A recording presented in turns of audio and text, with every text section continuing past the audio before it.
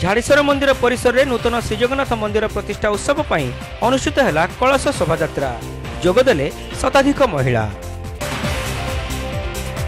झाड़ेश्वर मंदिर प्रांगण में नूतन श्रीजगन्नाथ मंदिर प्रतिष्ठा उत्सव पर बुधवार दिन एक प्रस्तुति बैठक मंदिर परिसर में अनुष्ठित होता। दीर्घ 40 वर्ष हेब महाप्रभु श्री जगन्नाथंकर विग्रह मंदिर परिसर में पूजा पाई आसुथिले।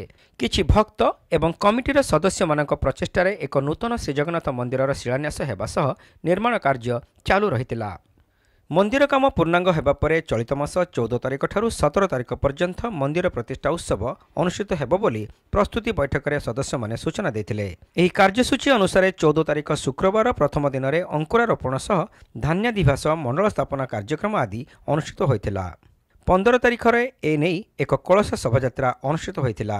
एही कलश शोभायात्रा झाड़ेश्वर मंदिर प्रांगणरू बाहरी बालीघाट ठारू घट उत्तोलन करने सह एक शोभायात्रा रे मंदिर को फेरिथिले।